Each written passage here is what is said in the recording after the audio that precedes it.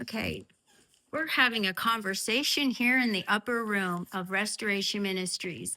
So we're going to take a moment and have you three introduce yourselves in brief couple sentences. Can you just tell us who you are and how what we're talking about, how this was brought together? Well, I'm Jennifer Bingaman, and Kayla and I actually started running at the beginning of this year. We decided to run a half marathon, and it very quickly spread into other people and became like a family. And then God gave both of us revelation about the 50-mile ultra marathon, and it quickly absorbed Marie right in. And we just did that not too long ago on September 6th, and it's been a wild ride this year. Mm-hmm. Yeah, so I'm Kayla Summers. Um, it's funny because the question you had about when we started running, why we started, if you back up, I tried to train for a half marathon when I was 24. 11 years ago. And I couldn't get past mile 7 without excruciating knee pain. So I kind of put that on the back burner. And then Jen and I and other people, we were sleigh riding with our kids. And I loosely mentioned that I wanted to train for a half marathon, very loosely. And I did have a training plan.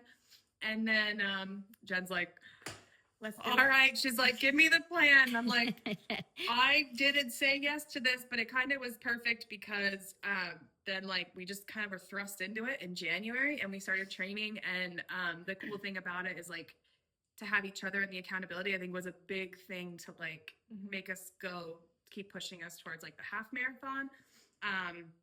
So we completed that first half marathon in April. And then, like Jen said, it really did kind of snowball and became this like family, and not just necessarily like just for working out, but it also became a family of like encouraging people and being like, you know what, you can do hard things. Like we're just regular people, and you commit to something and you get rid of all of your excuses. And if you're doing it for the Lord, it just takes it to a whole different level. And I think that was the biggest thing over the summer. It really evolved that way. And then the 50-miler ultramarathon became reality. Right. So we'll give you a second You're okay. okay. So how you all connected through what? Like church? Yeah, Kayla and I met here during church, and actually Marie and I met during wrestling season. Our boys wrestled together, and we just happened to sit by each other at a few tournaments, and they became really good friends. And then all of a sudden, she was sitting beside me at church, and it was a beautiful thing. Right. It is a beautiful thing. I was going to say too, though, Kayla and I have been friends and had met at church, but this year has definitely taken our friendship to a whole new level. Really all escalated, and it's been lots of highs and lows, but it's been great. And I think too, to mention, and definitely want to give Marie a chance to introduce herself, but this summer, like the God Squad was birthed, and I know that was a term that Restoration had before. So it's just like people getting together, encouraging each other, and it really became a family, and a lot of people found belonging. And that was that. The whole like, we're gonna meet, we're gonna work out, we're gonna let other people join us was kind of birthed when we were training for our half marathon. We would have these like crazy God talks, and we're like, why couldn't we do like a workout, invite people to come? Why couldn't we let people run with us, train them, and things like that? And there's a whole big group of yous. It is. That get together. Pretty big family. Hi, Marie McAwee. Actually, that's really different to say. I was Fuller for so long, but praise God, we're married now. So I, like Jen said, I met her at a wrestling tournament with our boys, and they quickly became friends. So we would sit together at at tournaments, and Jen had actually invited me to one of the Restoration Recreation Nights, which was at the Welsh Center. And very quickly, we just became involved in a lot, everything, a lot. That's what happens when you start getting involved with Jen. Great. Doesn't lead with that. But I actually had never run or done any type of sports in school, nothing like that. So when Jen had mentioned about Restoration Recreation and getting together, we were doing that on Saturday mornings I think, for a while The- when I joined. Yeah. And we were actually finishing up a workout. I think it was just me, Jen, and Chris, actually. And she was like, hey, what do you think about doing a 50 mile? We'll ask Paul to bring the van and he'll have our snacks. And I don't think it was ever out of the question. We were just like, 50 miles, Jen? Like, I are don't you know if it serious? was- I don't know if it was a question. Yeah. No, it was more like a statement, like Yeah. we're doing 50 miles here. But the most I had run up until the ultra was, the most was only 9 miles. So for a long time, I was at 6 miles, and then we actually woke up at, what was it, 2 in the morning over the summer to train, and I had ran 8 miles before work. And then in July, I was at 9 miles, and that was pretty much the gist of it until we did the ultra. So from 9 miles to 50 miles was no easy feat.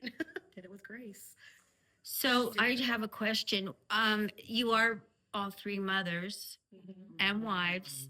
So was there any pushback from like husbands or your kids? Like I would imagine, I mean, it's challenging, to train up to this point too. So was there pushback?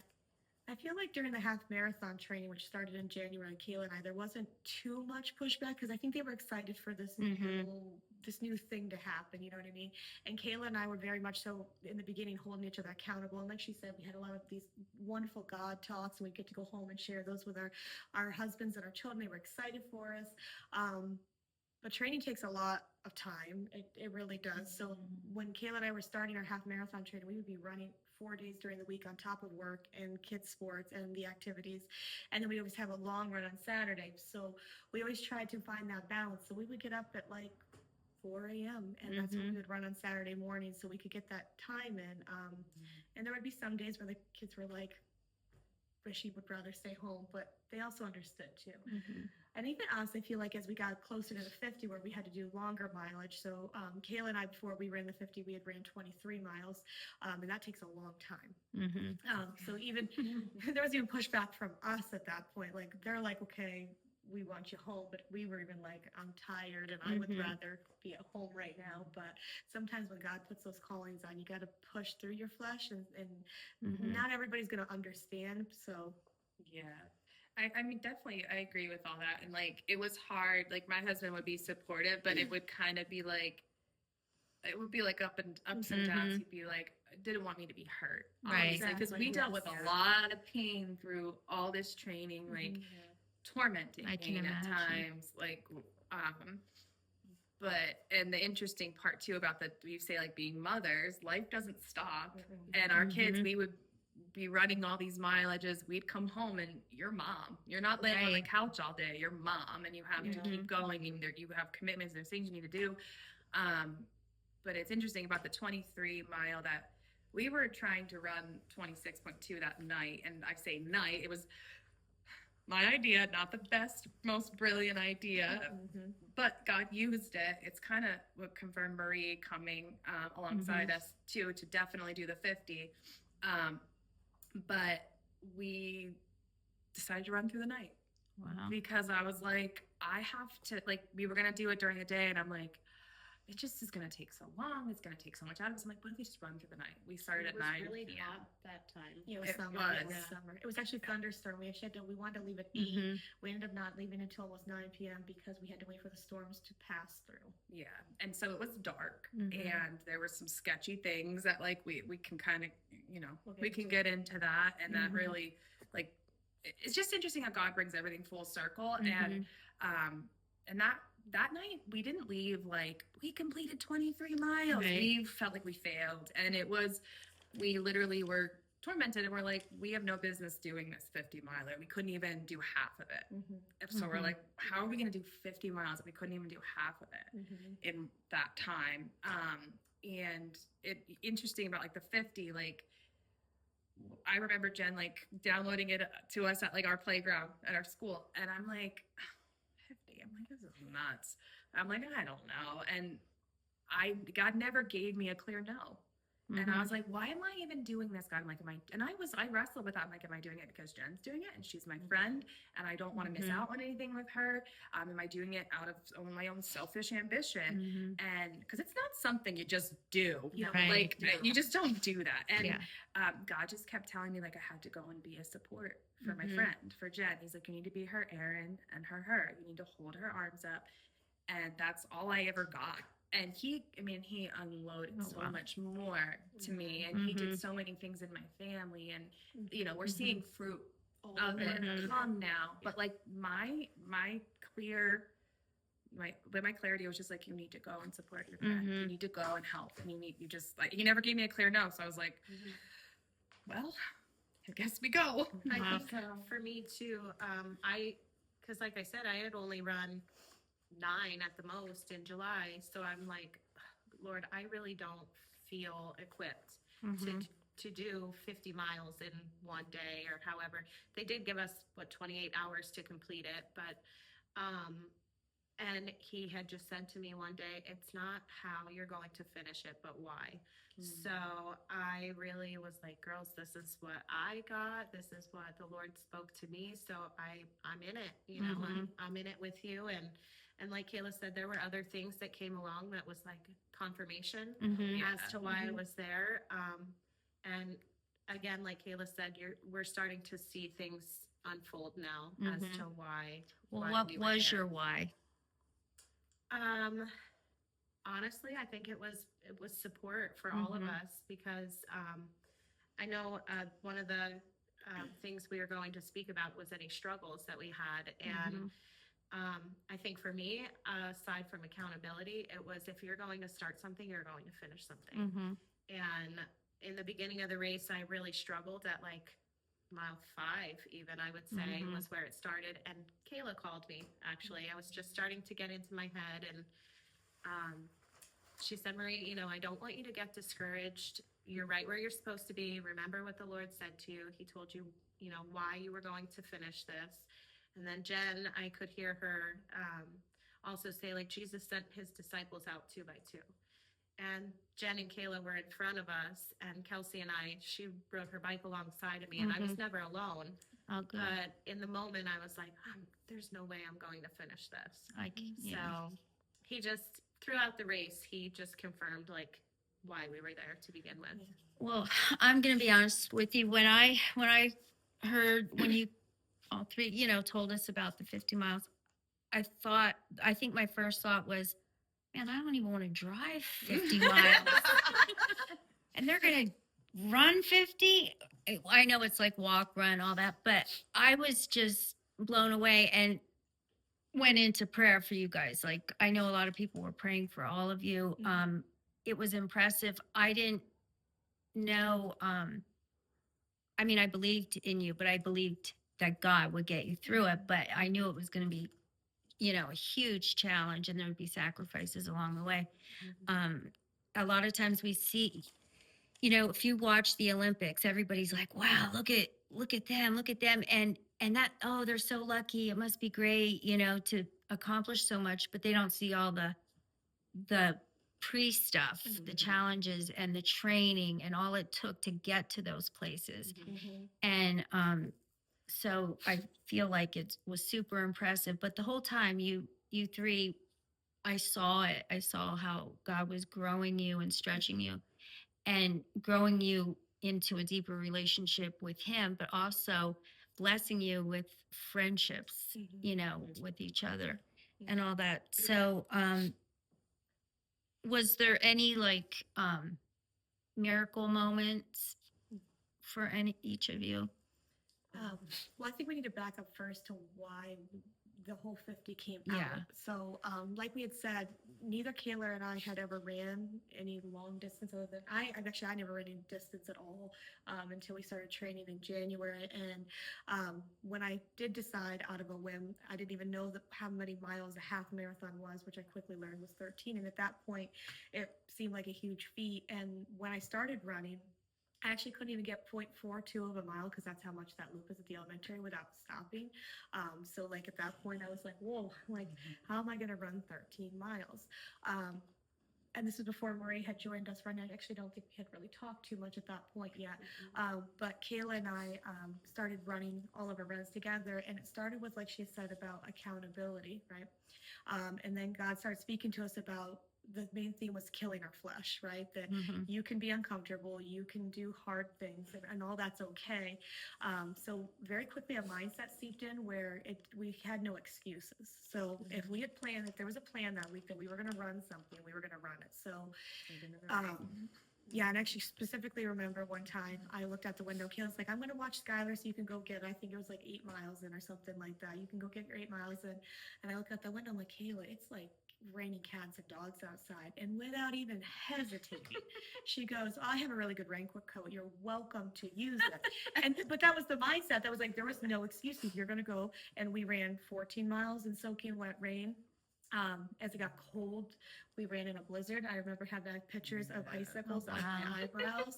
And the whole reason I say all that is because at that point, God was teaching us endurance. And you're thinking physical endurance, which, don't get me wrong, you can see that. But what we weren't aware of was the spiritual endurance that He was also putting on our hearts. Because, and like Kayla said, we ran that 23 miles, and we did, at that night, we felt like we had failed it. Like, the point was to run 26. It was like 3 o'clock in the morning. We just couldn't go anymore.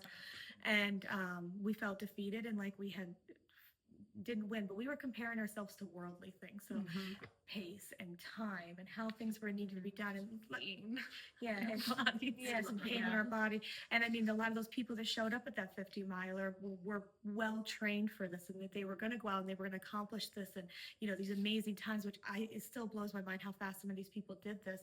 But God's like, that's not what I was calling us to do. It was a spiritual endurance. And when we had finally decided we were going to do this 50 miler, we decided both together, came out of nowhere, that we were going to pray every single mile for somebody. And the reason that all came out is back in January, I had got revelation that God was going to heal everybody, that He was going to, the people we were in this January were going to be completely different next January.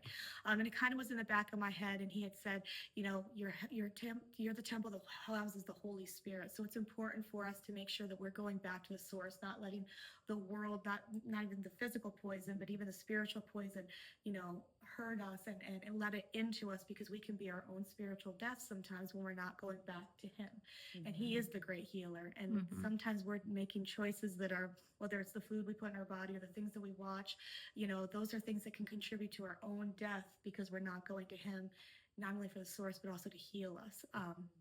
So when Kayla said I had brought the revelation, I was reading in Leviticus 25 about the Jubilee year.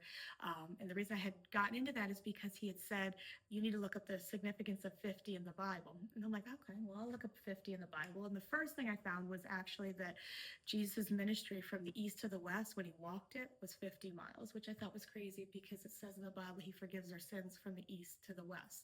Which you think about all that healing and stuff, well, for us to be healed, it's a lot of stuff we've let in. So He's got to forgive all that. And it was like that reminder. But then He dove in even deeper, and He's like, 50 represents, completeness, 49 and then 50. And it was the Jubilee year. And the Jubilee year is literally receiving everything back. So restoration, stuff that was taken from you. And I very much so believe that prophecies redo themselves. So, we were walking into the season where He was ready to restore people of things and spiritual traumas and sickness and just unhealed areas and give it all back. And that's what He was speaking on to us when He asked about the Jubilee year. So He gave me that revelation. He's like, I need you to go and physically do this for me. And it's one of those times where you don't understand the full picture. And sometimes you just have to give God your yes, even though it sounds crazy. Because don't get me wrong, when I'm like 50 miles, I'm like 13 was a feat. Like, you really, does you mean like physical 50 miles? And He's like, yeah, physical 50 miles.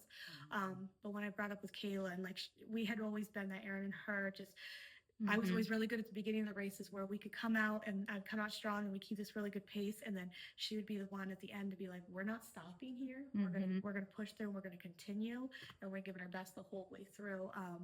So I told it to her, and she's like, yeah, I mean, I'm in this. We're gonna take everything back that was stolen, And actually, I didn't even think to look it up. I mean, you would think the very first thing I would have done is, when's Jubilee year?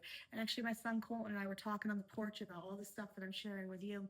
And he goes, well, Mom, when is Jubilee year? And I looked it up and it's 2025. And I Wow. didn't know that at all. And I'm like, well, that's not confirmation Yeah. that we're supposed to, go and take it all back for the Lord. Yeah. And he'll move. Yes.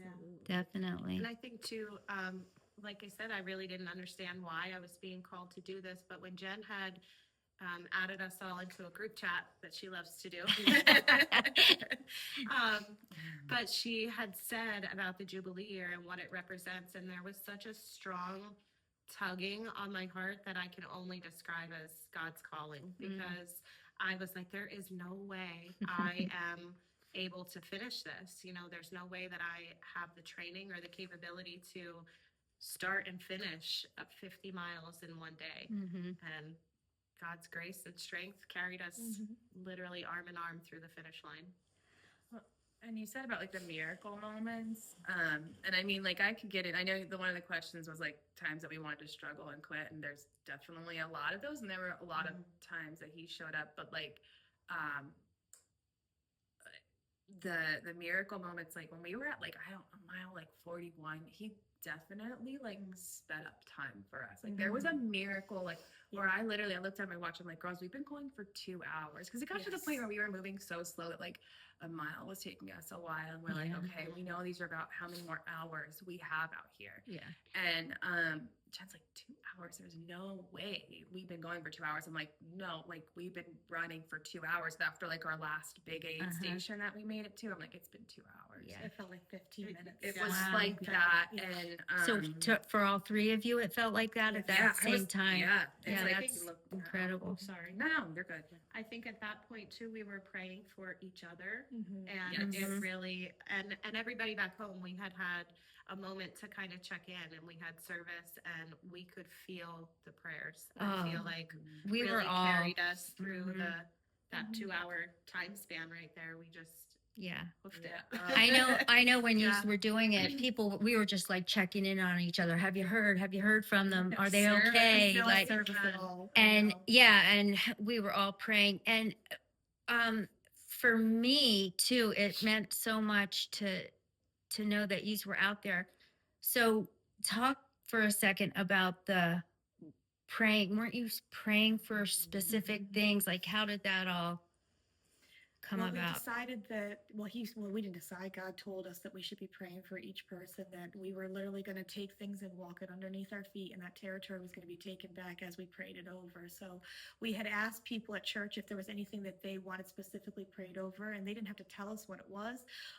We took some authority and we put some people on the prayer list that we also felt needed prayer. We also prayed for our families.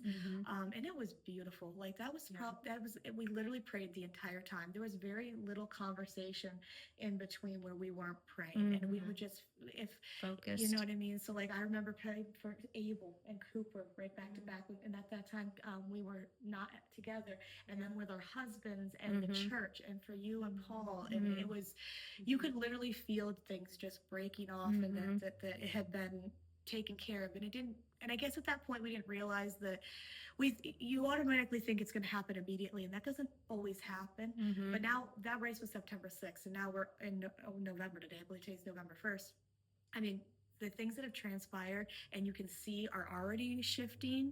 And those are things we prayed back in September. So I can't imagine what's going to happen in a month or a year's time. Right. Yeah. Right. No, I definitely think like that was Holy Spirit inspired, like our list. And I know like people were like literally, to explain it all, how supernaturally God orchestrated it from the beginning to the end was beautiful. And like, I think the important thing too is like, we can pray for 18 hours. Right. We can do whatever and break things off. But like, for some reason, God was like, you are going to be running this. And the revelation that I got through all of that was your physical obedience is a big deal in the spiritual realm.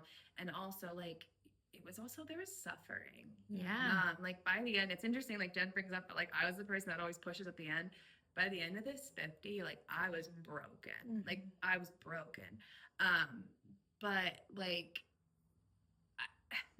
the Lord's like, you have to share in my suffering, and like sharing in his suffering. And I felt like he kept, I feel like you ladies could probably agree, like, I've never encountered God like I did on that trail. Mhm. Like, 100%. the presence that I felt, and I have a hard time putting it to words, Mhm. but it just felt so big and like all encompassing, almost like I could just see him looking at us, and like, and it was this beautiful trail and it was gorgeous scenery.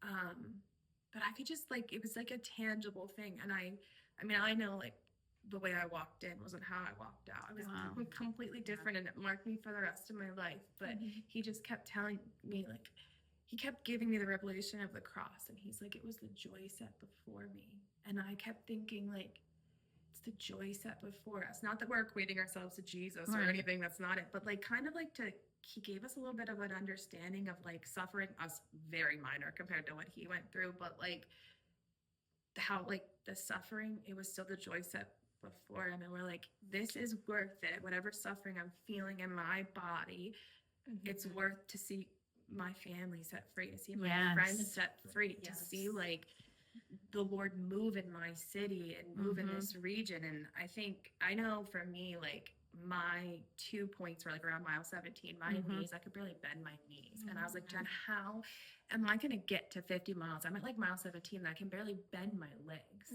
And I've been struggling with a lot of knee pain and training. And she was like, we got to keep going. It's pretty much like, where's the responsibility? Right. There was Yeah. no choice. Like, There was no there was a heavy weight of like, you don't get to quit just because your flesh is feeling sore. And don't get me Right, wrong, Kayla yeah. said she was broken. Like, she had blisters for days. On I had her 16 body. blisters on my feet by the time I was done. And there's something interesting. So if we back up to the turnaround point, which was like mile 33, and like to get to that point, we were like, okay. You made it halfway. And well, we're We're halfway, but and like yes. we're under, like we have less than 20 miles to go. Like when we were like, okay, less than 20, we can do less than 20.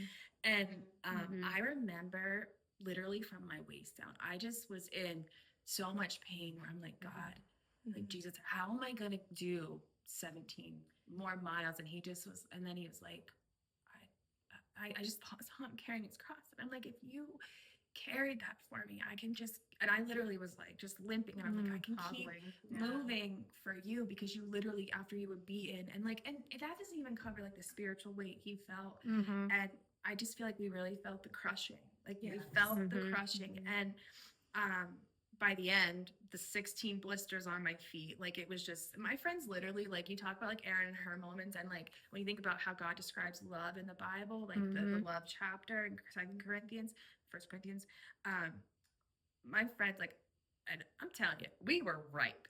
We were stinky and disgusting.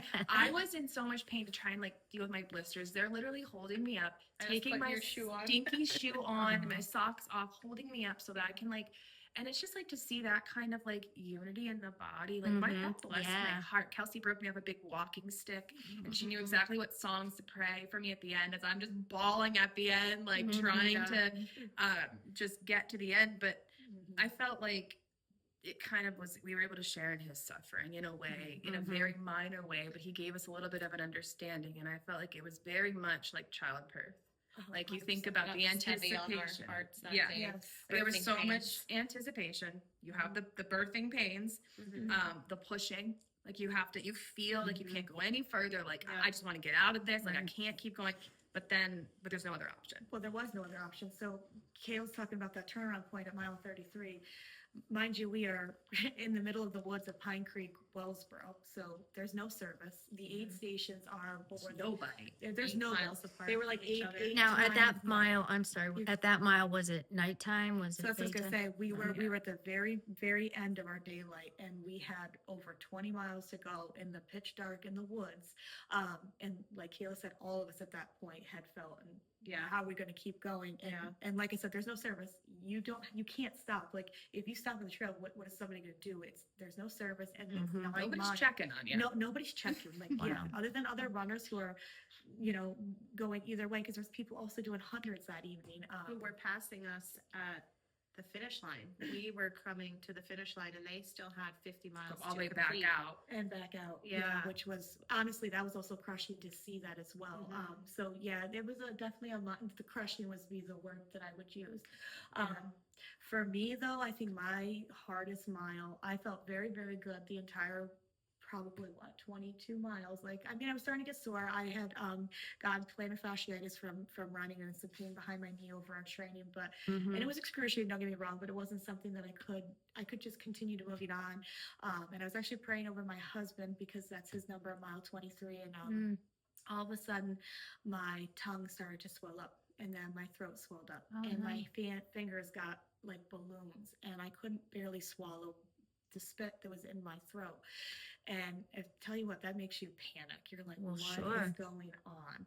Mhm. And because I was praying, and then I stopped praying, like, Kayla, because me and Kayla, I'm like, look at my hands, and I'm like, I'm really having trouble like breathing. Yeah. And Oh my goodness. so we got to the aid station. I wasn't gonna say anything to anybody because, like I said, there was like this big, like I'm panicking internally, and I know she can see it in my eyes, and like there's tears streaming from my face, and I can't even possibly put into the amount of fear that was in my body at that point in time because I'm like, okay, so we're at the aid station. She does finally tell them, and the lady looks in the back of my throat. She's like, "Yeah, you're swollen. Like you're swollen." And I'm like, "Well, do you think I can continue?" She's like, I don't. Is she a nurse? Yeah, she was a nurse, and she's like, I don't know if you should, basically. Mhm. She said to wait for about 20 more minutes and see if it lessens, but she says, like, I don't know if you should, because again, we had another 9 miles with no service. So, like, in my head, I rationalized things. Okay, well, if I were to not be able to breathe at 4 miles, could Kayla, in her state, be able to get me help before I die? You know what I mean? Because, like, that, and I know that sounds dramatic, but, like, literally in that moment, like, I felt like that was my choice. Like, was somebody going to be able to come out and save Well, me? she looked at me and she goes, I don't want to die. And Don't want, like, she literally was convinced, Yeah. like, death Yeah. was impending. And there's a lot we have to go back to it. well, we will we'll Yeah. circle back to Yeah. why that happened, because that was at mile 23. Okay. Mile 24 is when we got to the aid station. But the one But mile 23, it started to get serious. is when that started happening, and And we still weren't together. we were not at the together. time. No, We were still pretty far. We were probably about a half an hour behind you guys. at Oh, that really? point. So down, Kelsey was with you, Marie? Kelsey stayed with me on the bicycle. Yeah. And where was She's our Mark? pacer. Was he? Mark was at the aid station, so he would drive from aid station to Okay. aid station and meet us. But yeah, Now there's no service, so you couldn't even call Mark if you needed Mm-mm. to. no, there was nobody. Like so, Nobody. like when that set in, like I literally had the choice, like either I continue going and hope I'm okay, or I need to quit right now. And like I kept saying to Kayla, well, number one, I don't want to die. Like I want to go home and Yeah, see my that's family. serious. Yep. And I said to her, I'm like, but I also don't want to quit because God called me this. And I was almost a little angry. I'm like, and frustrated. I'm like, well, why did you call me to this? And then I'm feeling like this. And then I wasn't 2 seconds later, I saw Kelsey come on her bike, and it was like a sense of relief because she was on a bike. And I'm like, I don't know, my rationale was like, okay, well, if I want to keep doing this, at least she's on a bike, right? Like that's faster, right? Right. And I remember Kayla getting down in my face, and she actually had a dream about this. that- You did have the dream. Yeah, I had a dream about this prior to Wow. us running, but it wasn't this. It was, she basically slapped me across the, well, she did. She slapped me In the across dream. in In the the dream. dream, I was gonna say. She slapped me across the face Wow. in this dream. It was basically like, you're not quitting. And she did. She got down in my face and she was like, Jen, she's like, you know exactly what this is. She's like, this is a spiritual attack. She's like, you're the one who had this revelation. Mhm. Satan is not happy about the territory we've already taken back. He's like, and she's like, you're not quitting right now. She's like, we're and then Kelsey came and and Murray came and they all prayed over me. And I went to the bathroom and I had a second with God and I'm like, all right.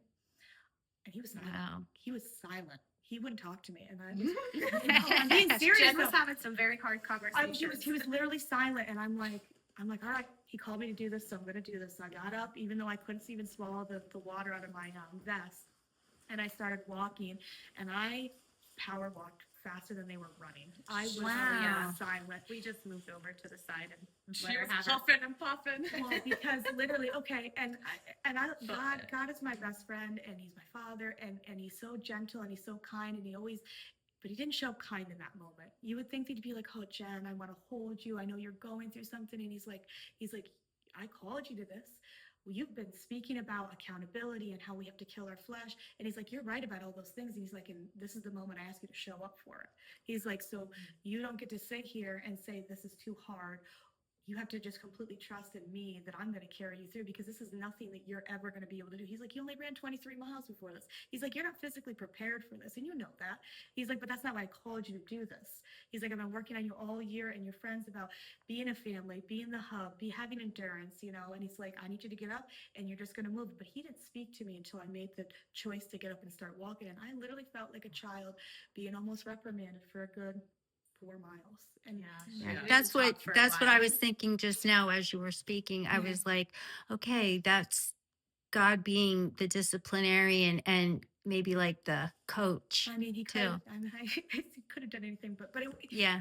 it was, and I mean, we ended up to call it off. It was a spirit of death, and it did. He used that moment. Don't get me wrong. I was being attacked. It was a spirit of death. Like Yeah. I could literally feel it, but then. Without having a whole bunch of backstory, I was able to take off the spirit of death off my family that had been passed down through generations. Wow. And like it was brought to the surface as the enemy was trying to use to take me out and stop me. And God's like, okay, you're going to keep moving. I'm going to tell you why you're going to keep moving. I'm going to discipline you in this moment because I need to. And now I'm going to take it and I'm going to take it off of your family. You know what I mean? And then I went from not being able to swallow and my tongue was numb, my hands were swollen, to a few, like probably 6 miles. For 6 miles, which by the way, we're power walking, so it was a good distance. Everything kind of finally Wow. calmed down and I was back to normal. And I all of a sudden, She's like, all right. I wasn't even talking to them because I was in my little conversation. I You were walked right letting her go. beside her. Yep. I called her. I'm like, all right, guys. I'm like, oh, there she is. She's she's back. back. Wow, that's I think that's definitely what a we miracle. even said to each other. You did. You're like, "She's she's back." Yeah. back. Yeah. Yeah. I think that was the moment when we actually stopped to check on our blisters. Yeah. She was- Yeah. That's a huge thing. Yeah. And there's even more to that. You Like, got- you yeah. can look so, it up. and it kind of explains a lot about Marie being Mhm. on it too. So if we go back to the 23 miles, we failed. The 26 miles that were failed, we only ran 23 prior to this. Jen and I ran through the night and we were running, you know, our town, and we got by the elementary school, and Jen and I both were like, we feel something so sinister. And it was probably like 11 o'clock at night. Well, At that we thought point, we were going to be safe. We were gonna run it because that's like, you know, we're like, it's safe. Mhm. We're gonna be close by people that we know. Like, it's safer. I literally can see, like, I can see it. And I remember Jen and I wasn't saying anything, and Jen's like, do you feel okay here? I'm like, absolutely not. And we turned around. Like, I felt like literally, and we did find out it was the spirit of death, spirit of murder that was there. It was like at the playground, the elementary school, and I was like, whoa, I was so thankful. I literally was in my mind, I'm like, if she thinks she's running around this for the rest of the night, I am not going to be joining. No, we Like, literally whatever. stopped at the same time, and we're like, and we could finish each other's sentences with how, because we both could see it, and how the whatever it was, well, the spirit of death that was hanging It was over very sinister. And not that like we're afraid of like we're not afraid of No, demons. because we have the blood of Jesus. But like we felt a big warning that like we weren't supposed to be there. So and then we find out that there was a murder that wasn't there. It wasn't there, but they were buried in a shallow grave They close were to there. buried on Burnside Mountain. And without going into too much detail, a lot of people in town probably know Mhm. what I'm referring to when it was the 3 girls back in the 70s, which was 50 years ago. And Oh, interesting. 50 years ago. And so we were at the pool actually, and because we spent a lot of time together this summer getting to know each other, really talking about this 50. And Jen and Kayla were explaining how they had felt out at the elementary school. And somebody had, I think it might have been Jordan, had explained that there was a murder that took place in our town. And you know, the girls were very young and they suffered, and all of this horrible stuff happened in our town, in this territory. And it ended up giving me confirmation as to why I was here, because at the time I worked at a nursing home close by and I was taking care of their parents. Oh. And like I said, without naming them too much, the father has since gone home to be with his children, and the mom is still suffering. Mhm. She would cry out in the night when we were taking care of her. It wasn't me, it was the enemy. Things like she had actually told me that she saw them in a vision at her house after they had passed, that she just saw them with Jesus' arms around them, Aw. standing at the bottom of her staircase. And I had gotten to know her a lot over the last few years that I was able to take care of for her. And I used to just think like her children should be able to take care of her at this state, and they're not here. So when they were telling me about this at the pool, I was like, you know, wow, like I take care of their parents like that. And when I told them this, the look of shock and like disbelief almost, like is this, they That could only be orchestrated by God. Oh, Right, yeah, yeah. definitely. I had no idea. No, Like, so I'm not from here. No, I had no clue. so I'm telling Jen about it, and she's like, I have to go tell Kayla right now. Yeah. But that was just like God's confirmation as to one of the reasons why I was joining them. so To they begin were on the with. prayer list. Like Yeah. that was on the Yes. prayer list, and we were going after that spirit of death and Yeah. murder. And it's interesting because that night that we felt that sinister presence at mile 23, that's why we quit. Not just why we quit, Yeah. but Jen started that My hand hand swelling. swelling, and then she's like, "I'm done. Let's go. We're done." I'm Wow. like, "Okay." And then at mile 23 on the 50 is when she got attacked with the same exact thing. Wow. So that's like right. this time was magnified tenfold. Yeah. But that's when she was going after things for I her just- family and her husband. I feel like you were taking back ground with every step. And as you're explaining this, I'm thinking of that scripture, which I'm not good at quoting scriptures about how the blood cries out Yeah. and everything. And, and there was murder. Mhm.